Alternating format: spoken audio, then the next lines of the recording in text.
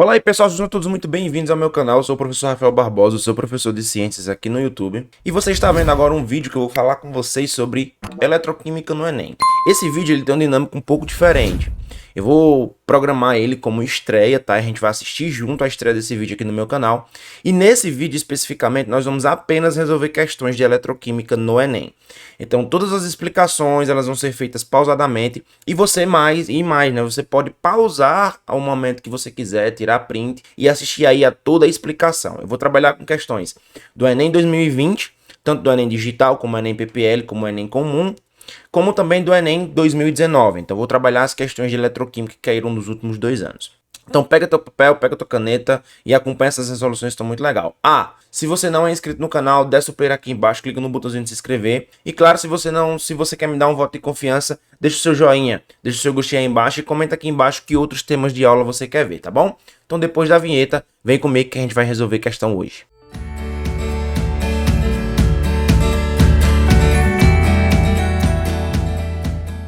Bom, se liga, eu já trouxe aqui a primeira questão para a gente começar a conversar sobre ela, tá? Diz o seguinte, direto ao ponto. As pilhas recarregáveis, bastante utilizadas atualmente, são formadas por sistemas que atuam como uma célula galvânica, tá? Chamadas assim de células galvânicas porque se comportam como pilhas. Lembre-se que pilhas nada mais são do que reações químicas produzindo corrente elétrica, enquanto estão sendo descarregadas, e como uma célula eletrolítica quando estão sendo recarregadas, ou seja, eletrólise, o inverso da pilha, reação não espontânea e automaticamente precisa de uma corrente elétrica para gerar a reação, tá? Uma pilha ela é formada pelos elementos níquel e cádmio e seu carregador deve fornecer uma diferença de potencial mínima para promover a recarga. Quanto maior a diferença de potencial gerada pelo carregador, maior será o seu custo. Considere os valores de potencial padrão de redução dessas espécies. Tem aqui níquel e tem o cádmio. Teoricamente, para que um carregador seja ao mesmo tempo eficiente e tenha um menor preço, a diferença de potencial mínima em volt que ele deve superar é de quanto? Então, primeiro, ele deu dois valores para a gente. Sempre quando uma questão ele te dá esses valores, ele sempre vai falar de potencial padrão de redução. Então, aqui, ele vai falar sempre de potencial padrão de redução, tá? Professor, sempre vão dar para a gente a redução? Sim, galera, sempre vão dar a redução. Se você quiser calcular, por exemplo, o potencial de oxidação, a única coisa que você vai fazer aqui é inverter o sinal, beleza? Você vai inverter o sinal. Então, se eu quiser saber o potencial padrão de oxidação do níquel, eu inverto esse sinal, que no caso vai ser mais 0,230. E como é que eu calculo a voltagem de uma pilha, né? Ou a DDP de uma pilha? A DDP de uma pilha nada mais é do que o potencial padrão de redução do maior menos o potencial padrão de redução do menor. Você vai simplesmente fazer isso. Você vai pegar o maior potencial padrão de redução e vai subtrair do menor potencial padrão de redução. Então, resolvendo aqui como é que vai ficar. Ó. O níquel ele tem um potencial padrão de redução de menos 0,230, enquanto que o cádmio tem um potencial padrão de redução menos 0,402. Importante lembrar para você que está me acompanhando aí. Quando a gente tem números negativos, lembre-se que quanto mais próximo for de zero, lembra disso, quanto mais próximo for de zero, maior é o número. Então a gente tem o seguinte, ó, que o potencial padrão do níquel ele é maior que o potencial padrão do cádmio. Portanto, quando eu for calcular a DDP da pilha, eu vou fazer o seguinte, ó, DDP vai ser potencial padrão do níquel menos o potencial padrão do cádmio. Então fica mais ou menos assim, ó. DDP da pilha é igual a menos 0,230 menos da fórmula menos 0,402. Menos com menos dá mais, então a DDP da pilha vai ser menos 0,230 mais 0,402. A DDP dessa pilha vai dar exatamente mais 0,172 volts. Então, a DDP desta pilha aqui, deste carregador lá que precisa ser utilizado, mais 0,172, que no caso corresponde à letra B. Beleza? Então, tira print da questão aí e vamos para a próxima. Segunda questão também vem do Enem PPL 2020. Né, vem do Enem 2020, mas agora de um Enem diferente, né, que é o Enem prisional. E nesse caso, olha só, o que a gente vai falar? A gente vai falar um pouquinho sobre eletroquímica, só que agora com uma pitadazinha aí de polaridade. Então diz o seguinte, ó, um cidadão que se mudou de Brasília para Recife, após algum tempo, percebeu que partes do seu carro estavam enferrujando muito rapidamente. Oxidação, tá? Enferrujamento, lembre-se, oxidação. Perguntou para seu filho, estudante do ensino médio, a explicação para esse fenômeno. O filho pesquisou na internet e descobriu que por causa da maresia, eita, ó que importante, maresia, gotículas de água do mar, lembre-se que a água do mar é rica em sal, então tem alta concentração de sal. Essa alta concentração de sal é diretamente relacionada a quem? Ao NaCl. Bom, então a água do mar, ela tem aí grandes quantidades de sal, né, que nesse caso é o NaCl. Beleza? E isso intensifica sua corrosão. Com base nessa informação, o estudante explicou corretamente ao pai o efeito do cloreto de sódio na corrosão. A explicação correta de a maresia acelerar a corrosão do aço é por quê? Então vamos lá. Primeira coisa que você precisa lembrar. Na água do mar, a gente tem o NaCl que está sendo dissociado. Então eu tenho o Na+ e o Cl-. Portanto, eu tenho uma região aqui, ó, muito mais carregada. Essa região mais carregada aumenta a condução de eletricidade pela água, beleza?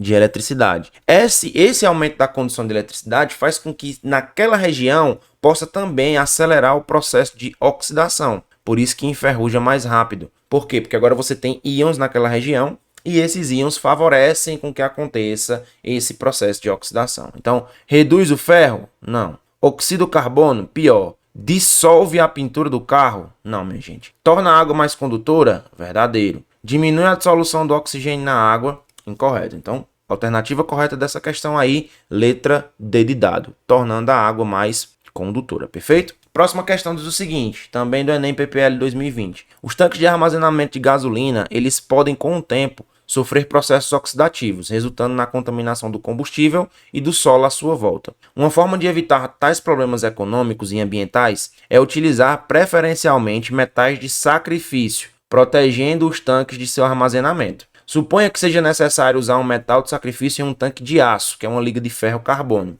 e considere as semi-reações de redução e seus respectivos potenciais padrão. Ele coloca, dos metais citados, aquele que garantirá a proteção do tanque de aço é. Então, o que acontece? Esse metal de sacrifício ele é utilizado, gente, para evitar a oxidação de outros metais. Existem outras formas de fazer isso, como a galvanização, como a cromação, por exemplo, né? Só que, quando você utiliza um metal de sacrifício, o que é que ele precisa ter? Ele precisa ter um alto potencial de oxidação.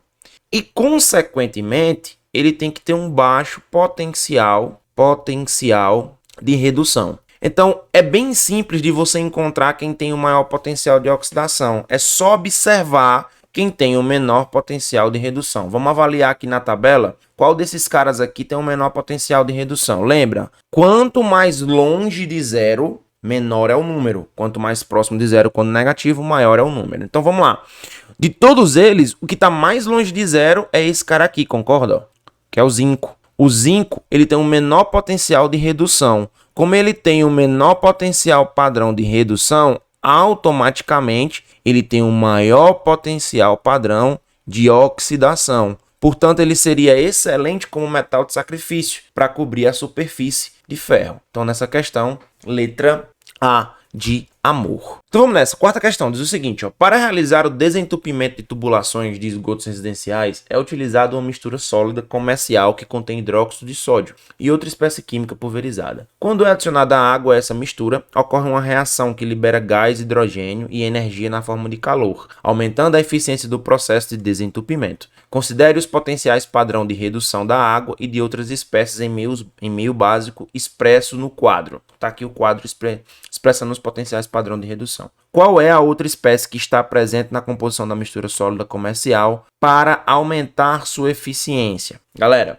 ó, a gente tem o hidróxido de sódio, né? E a gente vê aqui que o hidróxido de sódio, ele é uma base muito forte, beleza? Ele é uma base muito forte.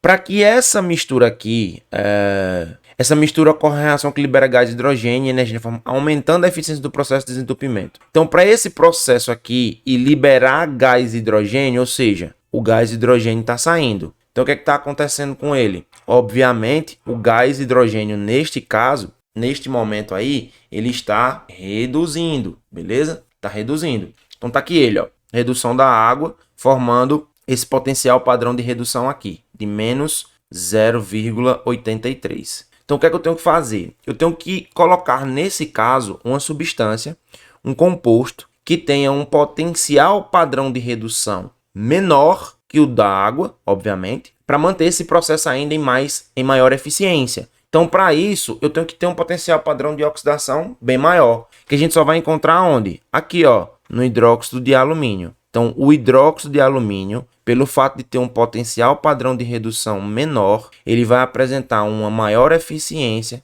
no processo de redução e produção do gás hidrogênio nesse processo de desentupimento de pia. Bom, vamos lá. A próxima questão diz o seguinte: ó, algumas moedas utilizam cobre metálico em sua composição. Esse metal, ao ser exposto ao ar úmido na presença de CO2, sofre oxidação formando o zinabre, um carbonato básico, dessa fórmula aqui que ele colocou, né, carbonato básico de cobre, que é tóxico ao homem e, portanto, caracteriza-se como um poluente no meio ambiente.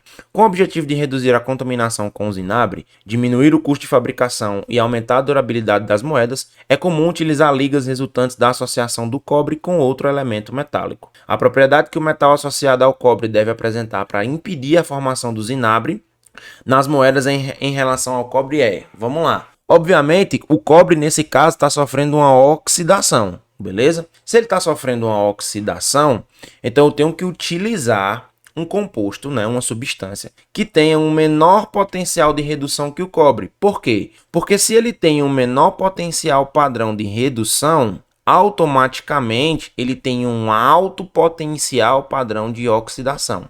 E essa é a relação entre oxi e redução. Quanto menor é o padrão de redução, maior é o padrão de oxidação. Então esse metal ele vai oxidar no lugar do cobre, fazendo com que nesse caso nós tenhamos um metal de sacrifício. Perfeito? Nossa última questão de hoje diz o seguinte, ó: grupos de pesquisa em todo o mundo vêm buscando soluções inovadoras visando a produção de dispositivos para a geração de energia elétrica. Dentre eles, pode-se destacar as baterias de zinco-ar, que combinam o oxigênio atmosférico e o metal zinco em um eletrólito aquoso de caráter alcalino.